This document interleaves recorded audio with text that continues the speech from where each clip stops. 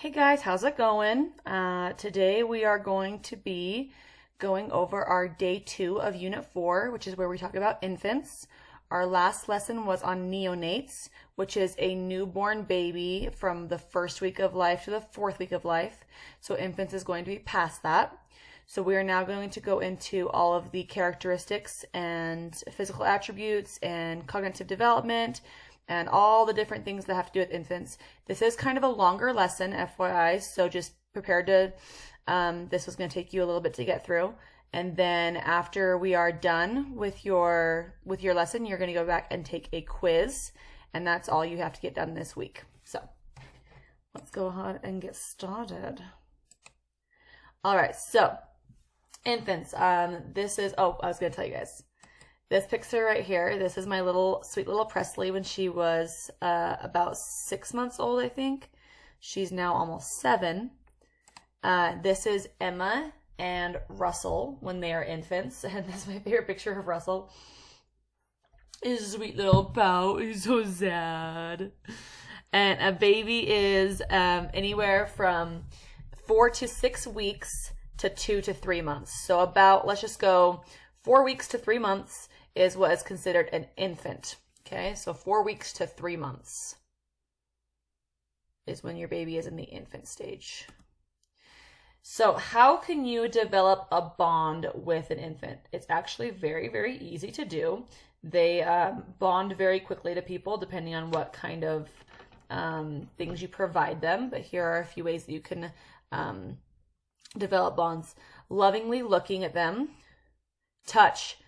Infants respond very, very well to touch. Stroke their face, hold their hand, give them kisses, hug them, nuzzle them, blow on their bellies, all these different things. They definitely respond to touch very, very well.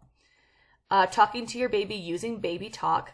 This is actually a real thing. It's a scientific, it is scientifically proven that you, as a human being, as an adult, when you see something small or little, your brain automatically programs you to start talking using an actual scientific term called baby talk. So this is why if you've ever noticed, whenever you see a little baby or even like a little puppy or a kitten or anything small, and you're like, oh, hello, little baby boy. How's a little baby girl? Look at a little puppy dog. And you do that, it's literally your brain doing that. Like, it's not, you can't control it. But when your voice goes into that high octave and it gets all like mushed together like that, the baby responds really well to that. Being sensitive and responding consistently to the needs of the baby. Remember, consistency is always key. Babies need to learn how to trust you. Remember, Erik Erikson's first stage is trust versus mistrust, and babies learn to trust through consistency. And then remember, bonding develops trust. Like I said, Erik Erikson's stage of trust versus mistrust. And then this is what is called skin-to-skin contact. So remember, touch is very important, and skin-to-skin contact is critical to the bonding process for a newborn. This is very, very critical. They do this as soon as your baby is born. They, like, before they give it a bath, before they do anything, like the second the baby is out, it gets put on the mother's chest. And that is where, and the mother's chest is bare. And that's where they start to feel the skin to skin, and they start to, they can hear the mother's heartbeat, they can smell the mom, they can feel her warmth, and it's automatically, the bonding starts right then and there. It's also very important for the fathers to take part in skin to skin as well. Now remember, the baby is going to go to the mom very first. Like, let's be honest, the mom just fell at work, so it should happen that way. But as soon as the mom has ended her skin to skin, it should be done with the father as well. And I thought this was a cool picture. The Rock posted that picture onto his Twitter feed. His daughter is now like 3 or 4 years old. This is when she was first born, and he was showing the importance of skin to skin. Like, he's still in the hospital with her, and they're doing skin to skin. So it's very important that the fathers take part in that as well. So don't forget that. And if that's something that's really important to you, you can tell the nurses that that's something that's important to you, and they'll make sure it happens. They've actually also started this new thing at McCady Hospital. I don't know if this is done in a bunch of different hospitals. I'm sure it is. But you're not even allowed, like visitors, you're not even allowed to go see the baby for the first hour of its life, because it's going to be on the mother's chest. And so as soon as that baby's out, they put the baby on the mom for a full 60 minutes.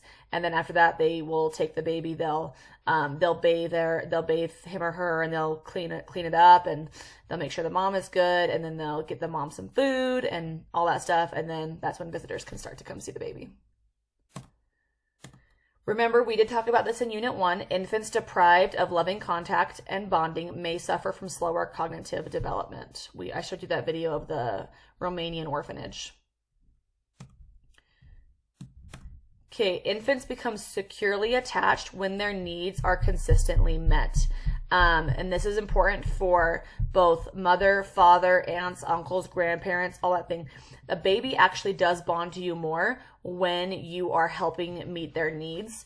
I actually had a hard time bonding with my nephew Russell. It wasn't necessarily like a difficult thing. We just weren't ever like, our bond wasn't immediate. And so I always kind of felt like there was something missing with Mr. Russell Poo. And so I did notice a big difference about 3 months ago. I fed him for the first time, and ever since then we've kind of become a little bit closer, and he smiles at me and he laughs at me and he follows my voice and that kind of stuff, because he had gained that trust with me when I started to feed him. And so it's also really important that fathers, yes, if you choose to breastfeed moms, you're going to definitely have that little bit of a closer or an easier bond with that baby, because they're up against your skin, and it's a very, very bonding like process when you breastfeed. So make sure the father also gets that time with the baby, skin to skin. If you are breastfeeding, have the father feed the baby with a bottle with your breast milk. These different things so the baby is bonded to the father as well. Changing diapers, rocking them, that kind of stuff. Mothers, you don't really have a choice. You're involved in that baby's life from the second it's born. Fathers, you can kind of choose, as meaning like, if you're not, since you can't breastfeed, it's like, oh, well, I'm not going to feed the baby. It's not my job. Or I can't go help the baby in the middle of the night when it's crying. I don't breastfeed the baby. That's not true. You can still go and help the baby. You can pick the baby up. You can cuddle the baby. You can love on the baby. Then give the baby to the mother so she can feed it. There's lots of different things. Fathers, you need to be very involved in the care of the babies so that they bond to you as well. Let's talk about physical development of an infant. There is a sequence of development for an infant as far as their physical development goes. The very first thing they learn to do is they start to lift their heads. After they've learned to lift their heads, they start to roll over, because remember, we talked about how babies lay on their tummies, and as they lay on their tummies, their neck strengthens, and as their neck strengthens, they're able to hold their head up. Once they're on their belly and their head is being able to held up, they start to roll all over the place. Russell is actually in that phase right now, and I'll put him under like his little mat that's got like the hangy toys and stuff like on it, and I'll turn away for maybe like a minute to go grab something, and he is across the room. Like, he is rolling like crazy. Then they learn how to creep, and I will show you what that means. Then they learn how to crawl, and then they learn how to cruise. After they cruise, they begin to start walking. So that is the physical development for a infant as they begin to, their physical development from the day they're born to when they start to walk. And like I said, babies start to walk. The average age is about 1 year. Some walk a little bit earlier, some walk a little bit later.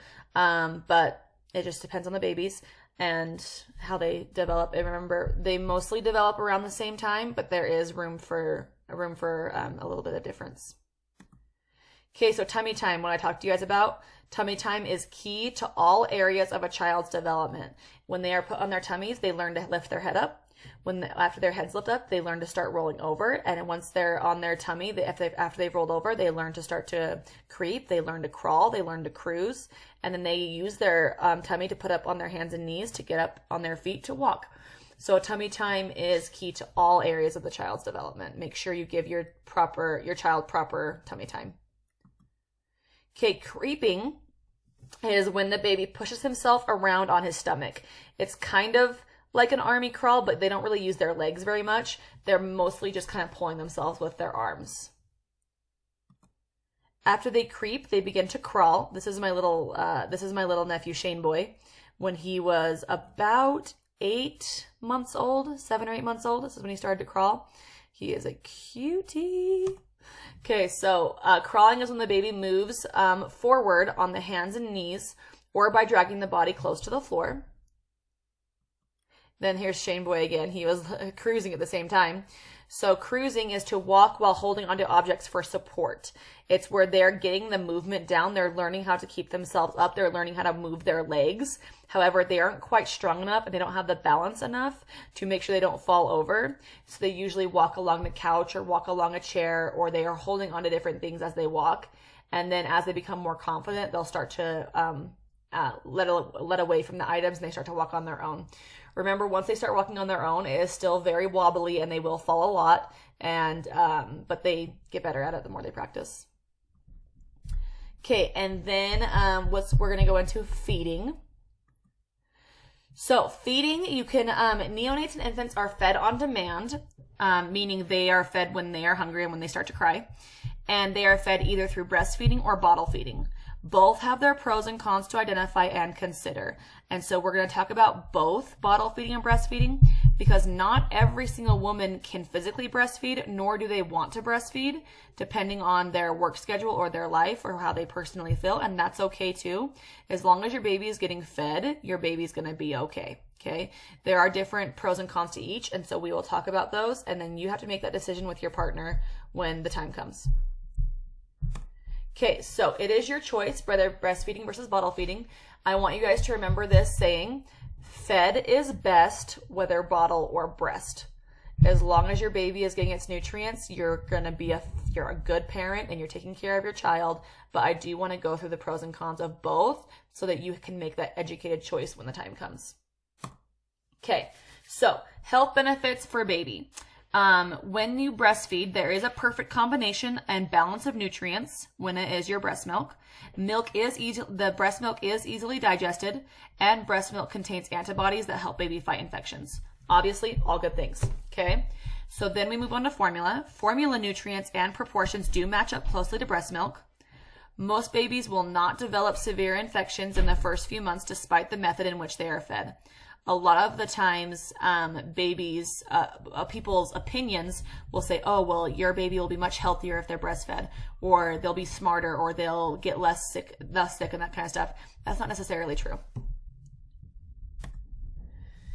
Okay, there is a reduced risk of developing cancer of the breast and ovaries, diabetes, heart disease, and osteoporosis if you breastfeed. And you may find it easier to shed baby weight. That is true. If you are breastfeeding, you do burn more calories, and it is easier to lose the baby weight when you breastfeed.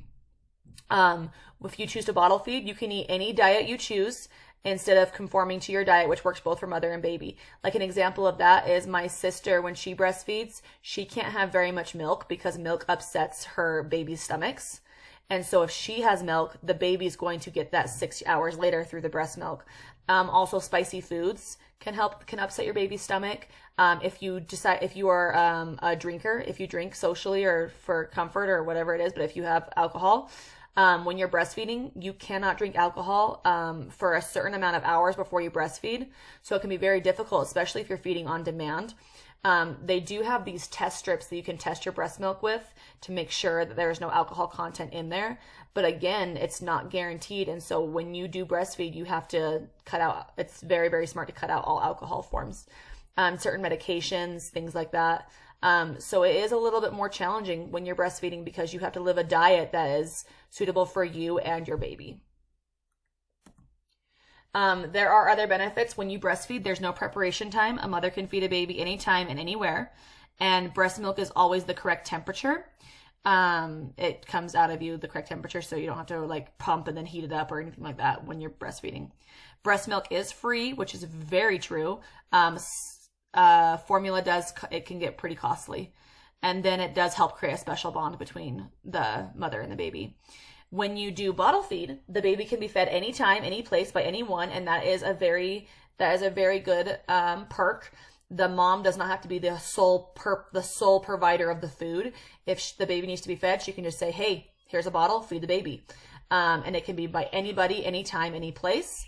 And then a baby can also bond similarly with both mother and her partner when the feeding takes place by both partners. So it just depends on your personal choice on what you want to do. I did find this video that I thought was quite funny, and it's this weird, I don't quite understand who started the stigma, but apparently breastfeeding is looked at as like a dirty thing.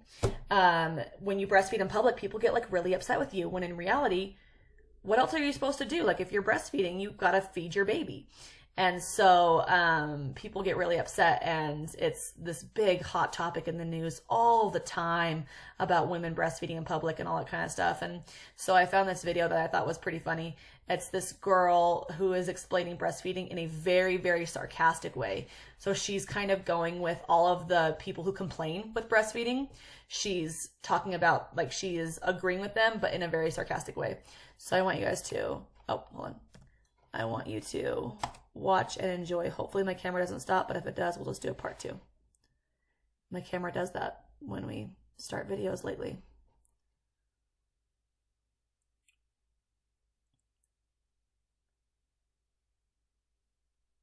Okay. Billy is like the unicorn of razors. The unicorn of razors. The unicorn. 4 reasons women should never breastfeed in public. Number 1, it's offensive and inappropriate. We don't live in a society where it's okay to just show part of your breasts or cleavage in public. If I'm breastfeeding in public and somebody walks by and they see me, I could offend them with my boobs. I mean, I wouldn't want to offend someone by breastfeeding in front of them.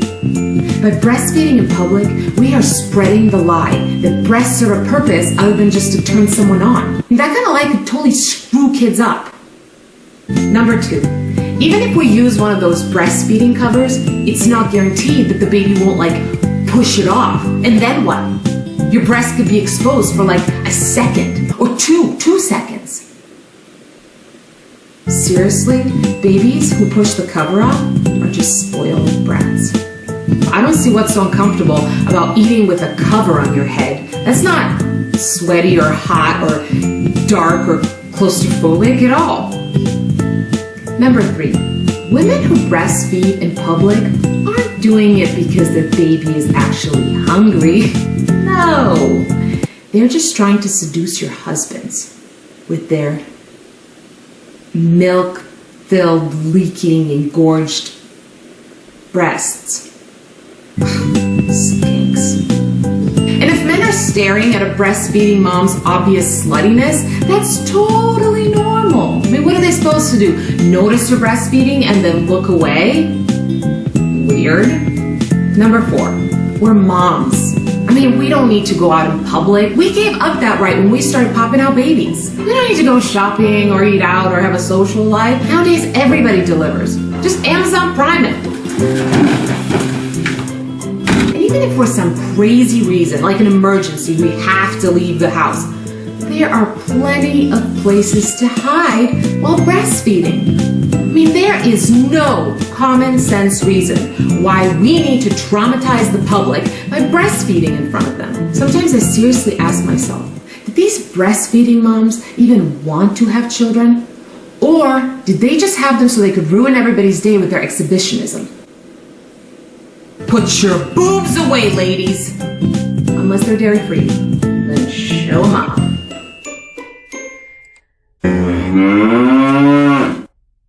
I hope you guys enjoyed that. I thought it was pretty funny. So, if you choose to breastfeed, breastfeed wherever the heck you want and don't care what people say. All right, and then we are gonna do a game, and yeah, it was a terrible game. Everyone hated it, but it was really funny.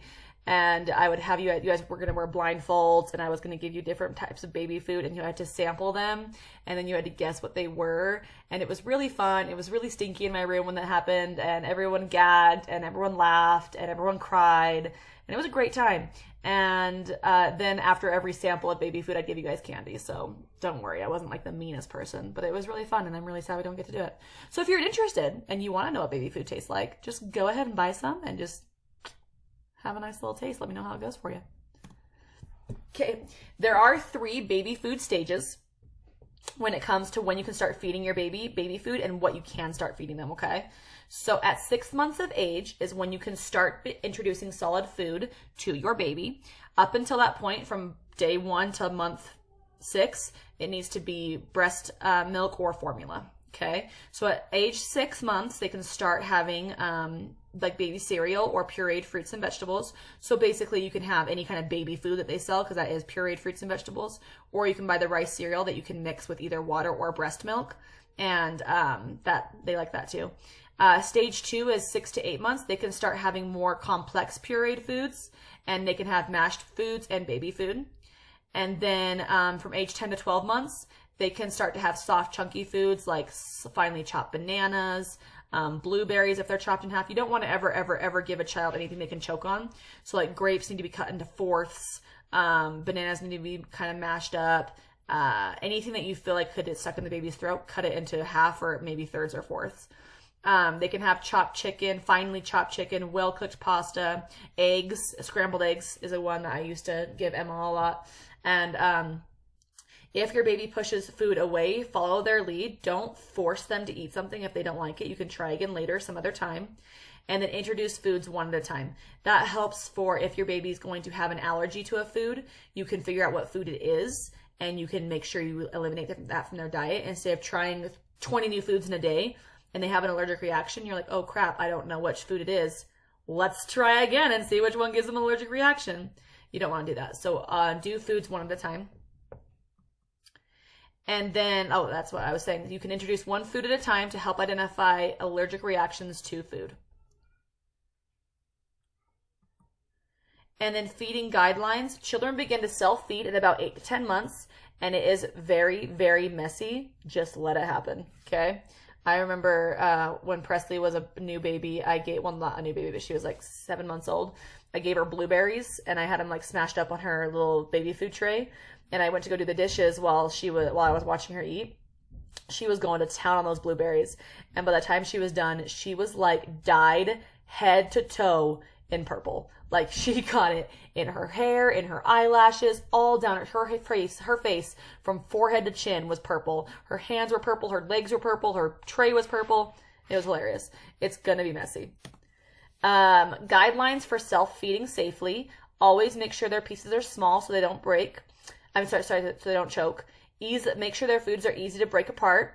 Don't give them anything that must be chewed, because they might not have teeth yet, and so you want to give them stuff they can like gnaw on.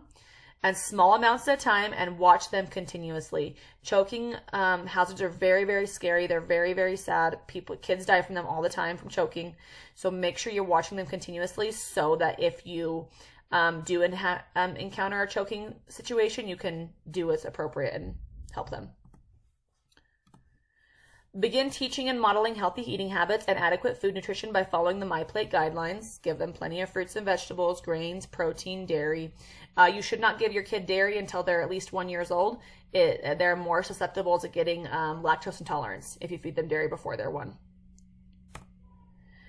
Okay, height and weight in the first year. Infants triple their birth weight in the first year. So if they are 7 pounds when they're born, they're going to be around 21 pounds on their first birthday. And then an infant's length increases by 1/2 by the end of the first year. So if they are 20 inches long, they're going to be 30 inches long on their first birthday. Okay, and then emotional and social development. Emotional development begins the day the child is born.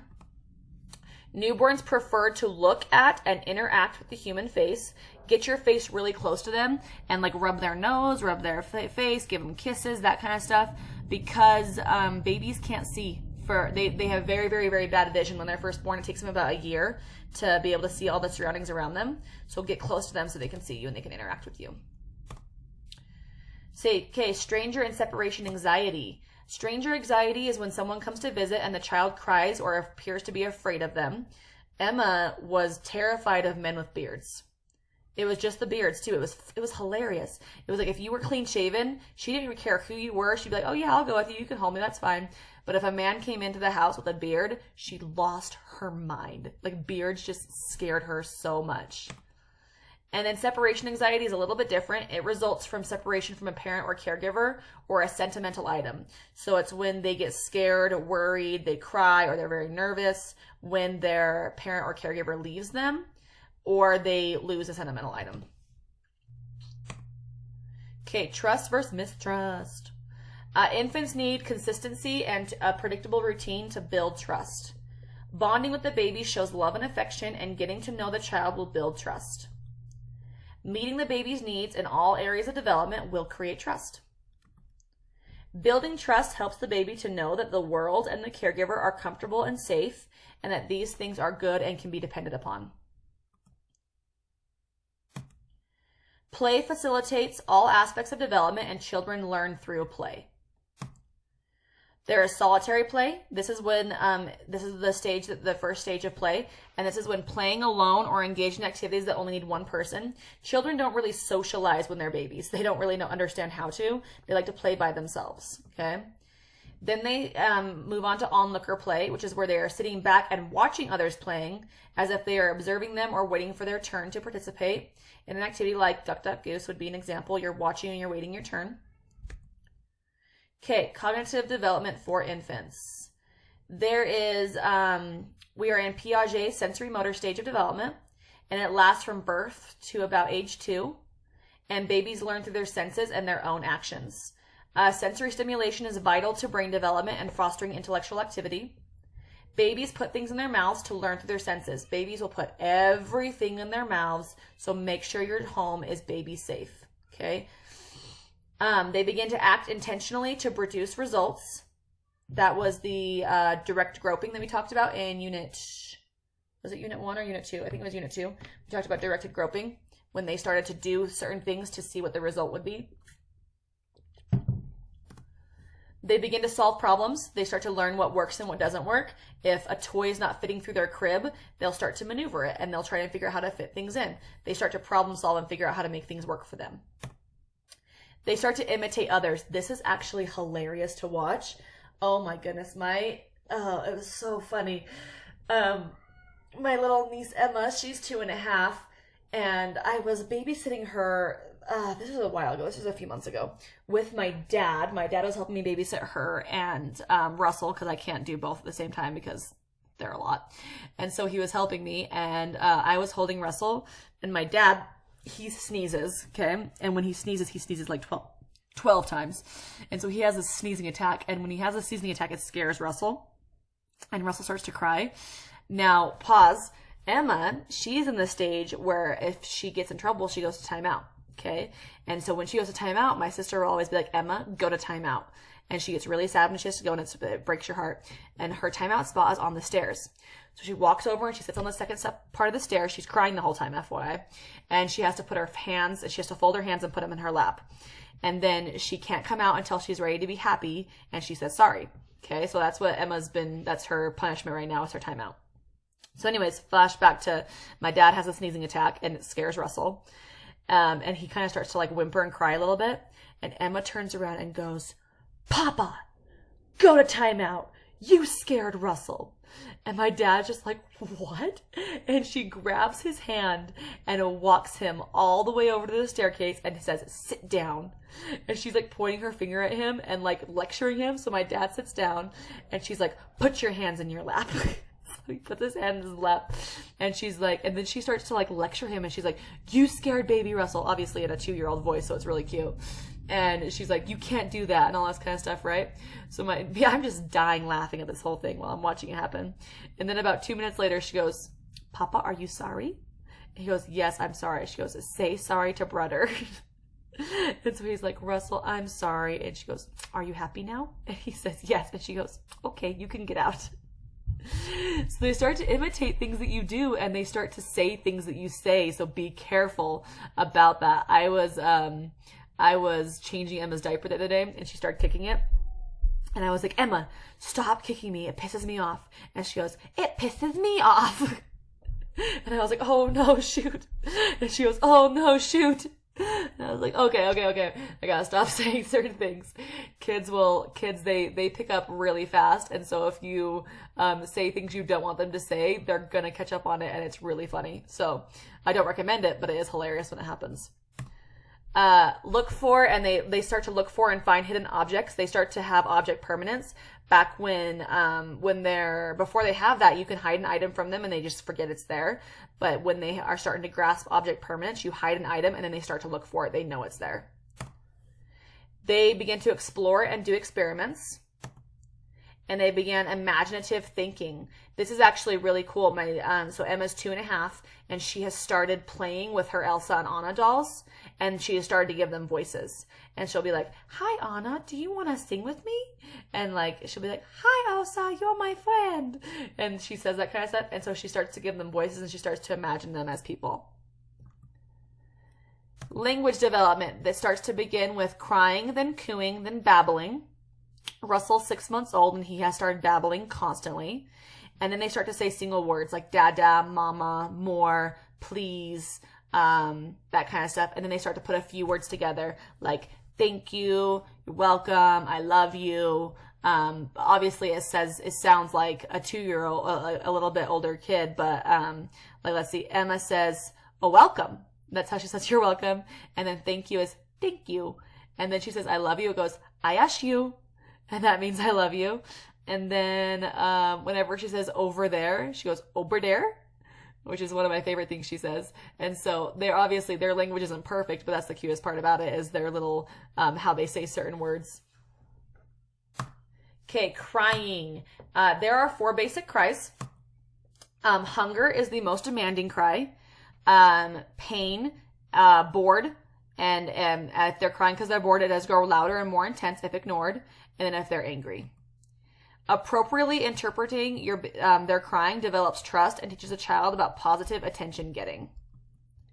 Our job is not to stop the crying, but to find out why the baby is crying and do our best to meet the baby's needs. I'm not going to click on this video because I don't want my video to stop, because we're making really good time so far. So please pause the video, highlight this link, watch it. It's a woman explaining the different cries of babies and how you can interpret them. And she's doing it on the Oprah Winfrey Show. Okay, techniques for soothing an infant. Use touch, motion, or soothing sounds. Like Russell likes ooh sounds. It's you go, ooh, it's okay. And he likes like when you extend your words, it calms him down a little bit. If the baby cries, don't immediately offer food. Number one, if you do that, you teach your kids that food is the only thing that can comfort them, which is a bad thing. And then also, there is no other way for the baby to cope. They have no coping skills because they only look for food. Tears do not necessarily mean hunger, and you don't want them associating food with comfort. So keep your baby on a schedule. If you just fed them 20 minutes ago and they're crying, do not feed them again unless you know for a fact they're hungry, okay? Make sure you are soothing them other ways. All right, avoid abusive responses. Let's talk about child abuse for a second, but in a very realistic way. I'm sure that every single person in this room, if I ask you, excuse me, raise your hand if you plan to abuse your children.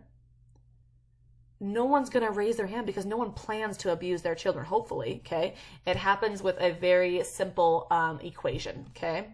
And the equation is, so everybody is a potential abuser based on the abuse formula and your inability to react appropriately. So child plus caregiver plus stress can equal abuse if you can't handle it appropriately. So we're going to talk about how you can appropriately handle stress so you do not become a child abuser. Have a crying plan so that when the baby cries, you know what to do or check and how to handle it, okay? That's very, very important. If your coping threshold for crying is reached, meaning you are about to lose it, you can no longer handle it, your nerves are shot, and the baby won't stop, and you feel yourself getting to the point where you are going to, you're just done, okay? So your coping threshold for crying is reached, and there is no one around to relieve you. This is where the very, very sad, scary shaken baby syndrome usually occurs, okay? Shaken baby syndrome, yes, it does happen in abusive homes, but it also happens in very loving homes by very stressed out parents, okay? So it's very, very sad when it happens because it doesn't always happen to a parent who hates their kid. It can happen to very good parents who just weren't prepared, okay? So the way that you can avoid shaken baby syndrome, and we will talk about that a little bit more later, is put the crying baby down in its crib, so where it's safe. It can't get into things, it can't crawl, it can't roll, it can't hurt himself. Put them in their crib where they are safe, okay? Close the door and do something to relieve the stress. Your baby will be fine. Yes, your baby's going to be screaming and it wants its mom or wants its dad, and that's fine, okay? But if you cannot handle it, put them in a safe place, close the door, walk away and go do something to relieve the stress. Dance out loud to music, vacuum, watch TV. Do something that drowns out the noise and gives you a moment to recoup and get that stress level down so that you are able to care for your baby in the most appropriate way. It's very important that parents, you take care of yourselves too, and you know where your limits are, and you have a support system to help you when you reach those limits. Shaken baby syndrome. Okay, so this is caused by jostling an infant's head and neck back and forth with enough force that the brain tissue moves inside the skull and becomes damaged. This is usually done to make the child stop crying, and it happens very, very fast. I actually have a shaken baby syndrome simulator in my classroom that I would show you guys, and I would show you how fast it takes to kill the baby. Okay, it's usually very shocking to students, but I can kill the simulator in 2 shakes. Okay, it's scary and it's sad. Okay, because it happens so fast, and it usually happens to people who are just holding their baby, just saying, please stop crying. And when they do that, they shake the baby's head back and forth, and it can cause shaken baby syndrome. If a child is shaken and lives, the child's quality of life may be compromised, as many children with shaken baby syndrome suffer long-term disabilities. And shaking a child under 2 years old can cause permanent brain damage and possibly death. SIDS. Oh, this is just terrible. Okay, so SIDS stands for Sudden Infant Death Syndrome, and that's exactly what it is. SIDS is the sudden, unexplained death of an apparently healthy child in their sleep, often under 1 year old. The scariest part is doctors have no idea how to prevent this. It's unpreventable. You cannot do anything to stop it. It's when the baby's brain tells the baby to stop breathing and they die in their sleep. It is very tragic. It is very, very sad, and it's very scary. This happened to somebody I follow. I went to high school with her husband, and so I just follow her on Instagram. Her 6-month-old son died from SIDS in his sleep, and she talks about it, and it is just the saddest story in the entire world. And it happens a lot more often than you think. However, don't let that scare you from having children. There are certain precautions you can take to help so it doesn't happen. But like I said, it is unpreventable. Having the child sleep on its back is the most recommended way to reduce the risk of SIDS. Like I said, you cannot really prevent SIDS, but you can reduce the risk. Also, not allowing sleeping with soft bedding, pillows, or stuffed animals, and avoiding smoking and secondhand smoke, both during and after pregnancy. Also, I'm just saying this, and people can get really mad at me, and they can jump down my throat, and I don't really care. Do not co-sleep. It increases the risk of SIDS. It does not mean that your baby will die if it sleeps in the bed with you. However, it does increase the risk, and I can guarantee you, if you co-sleep and your infant dies, you're going to feel real guilty. I'm off my soapbox now. Okay. We have finished our lesson on infants. Go over, and as soon as you finish this lesson, go ahead and take the quiz, okay? And it's going to have some neonate questions in there as well.